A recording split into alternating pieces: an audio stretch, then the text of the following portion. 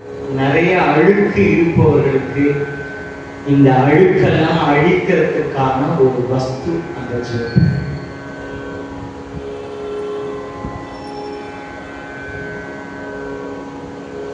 பஞ்சபூதத்துல எதை வேணா அழிச்சிடலாம், எதை வேணா அசுத்தப்படுத்திடலாம். நிலத்தை அசுத்தப்படுத்திடலாம், நீரை அசுத்தப்படுத்திடலாம், ஆதாயத்தை அசுத்தப்படுத்திடலாம், காற்றை அசுத்தப்படுத்திடலாம். அக்னிங்கிற ஒண்ணு யாராவது அதோட விளையாண்டா அதை நம்மளை சுத்தப்படுத்த. அதனாலதான் செத்தழகு. அதனாலதான் என்ன கேட்டீங்கன்னா சிதம்பரத்தை விட பவர்ஃபுல் அண்ணாமலையார். அக்னி என்னன்னு கேட்டீங்கன்னா எல்லாத்தையும் எரிச்சு நம்மளுடைய கடையிலே உலகத்துல என்னென்ன வேணும்னு கேளுமோ அத்தனையும் ஒரு நாள் அதனுடைய கடைநிலை விபூதி அதை நம்ம புரிஞ்சுக்கிறதுக்காக தான் ஒரு தரையும் நமக்கு விபூதி ஊட்டிக்கிறது. சுவாமிக்கும் எந்த கோயிலையும் சுவாமிக்கு அதுக்கு சம்மந்தமே கிடையாது. பொருளை பிரிச்சு போட்டு சுவாமி எடுத்து கொடுப்போம். என்ன காரணம் கேட்டீங்கன்னா நீ உணரணுங்கிறதுக்காக. நீ உலகத்துல என்னென்ன வேணும்னு கேள்றா, என்ன வேணும், வீடு வேணும், கார் வேணும், என்ன மனைவி வேணும், மக்கள் வேணும், நகை வேணும், கொலுசு வேணும், எதை வேணா புள்ளகுட்டி வேணும், எல்லாம் கடைசியில சாப்பிடும். அதுதான் கடைநிலை அப்படிங்கிற உணர்வு வந்துருச்சுன்னா அதுதான் விபூதி தன்மை. விபூதி நிலை வராது அவ்வளவு சீக்கிரம். அந்த நிலை வர்றதுக்காக தான் தன் உடம்புலயே விபூதி போட்டுட்டு இருக்கார் பரமேஸ்வரன். அது கூட தெரியாம கண்ணத்துல போட்டுட்டு இருக்கோம் நம்ம. இதுவும் நிலையில்லாததுடாப்பா, நானும் குடும்பத்துல இருக்கேன்டாப்பா, எனக்கும் 2 பிள்ளை இருக்கேடாப்பா அப்படின்னு சொல்ற. அப்படியே அவனுக்கு கேட்க முடியும். ஒரு பெரிய கோட்ச பீதாம்பரம், பட்டு பீதாம்பரம், நகலை ஒண்ணுமே போட்டுக்கல. ஏன் போட்டுக்கல கேட்டீங்கன்னா எவ்வளவு கோல்டு போட்டுனா அதை எரிச்சா சாப்பிடலாம், எரிச்சு போயிடும். ஒரு டெம்பரேச்சருக்கு மேல கோல்டை எரிச்சா சாப்பிடாது. உலகத்துல எல்லாத்துக்கும் கடைநிலை பிரளயத்தும் போது ஒன்லி சாம்பல். விபூதி கொடுக்கறதுக்கான ஒரு வஸ்து விஷயம் என்ன கேட்டீங்கன்னா சாம்பல். அதனால அது செல்வம் சொல்லுது. செல்வம் ஏன்னா செல்வங்கிறது சிவபெருமான். சிவபெருமானுக்கு கவச்சமாக கங்காளம் பூசும் கவசமாக திருநீர்னு ஒருத்தர் பாடிட்டார். பரமேஸ்வரனுக்கே அவருக்கு கவசமா இருக்கும் பொழுது பரமேஸ்வரனே அதுதான் அப்படின்ட்டு இருக்கிறதுனால விபூதிக்கு அவ்வளவு அதுதான் செல்வம்னு வாங்கி வச்சுக்கோம் அப்படின்னு கொட்டி.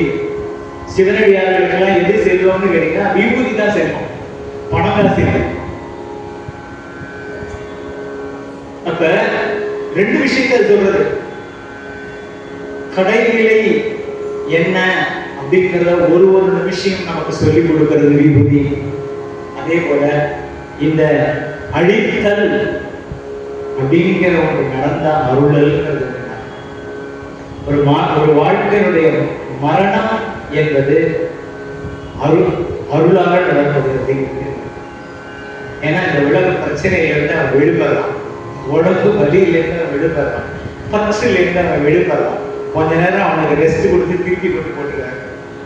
அப்ப உண்மையான நிம்மதி அப்படிங்கிறது மரணம்.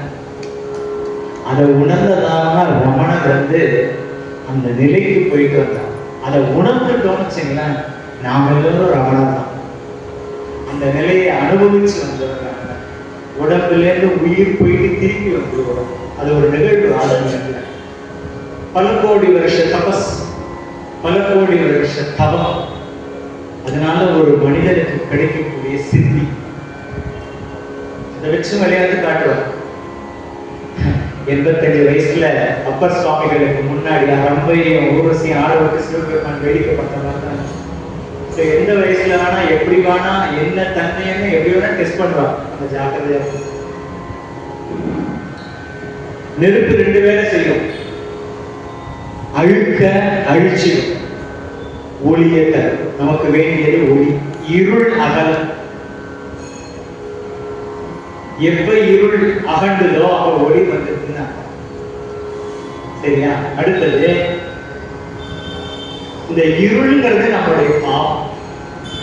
இந்த ஒளி தரிசனம் ஏன் பண்ணணும்? எதுக்கு சுவாமி கடந்து தீபாவளி காட்டினாங்கன்னா ஒளிய கண்ணால பார்த்தா நம்மளுடைய பாவங்கள் அகலும்.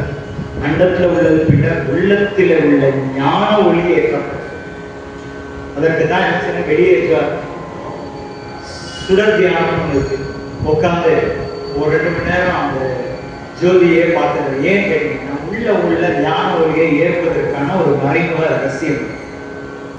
இதுல என்ன பண்றாங்கன்னா, நம்மளுடைய அறிவால் காண இயலாததை அவனுடைய அறிவால் காண வைப்பவன் இறைவன் அப்படிங்கிறத சொல்றான். அப்ப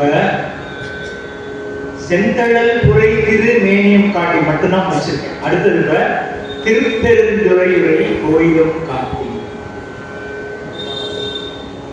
திருப்பெருந்துறையுரை கோயிலும் காட்டி அனுபவம்.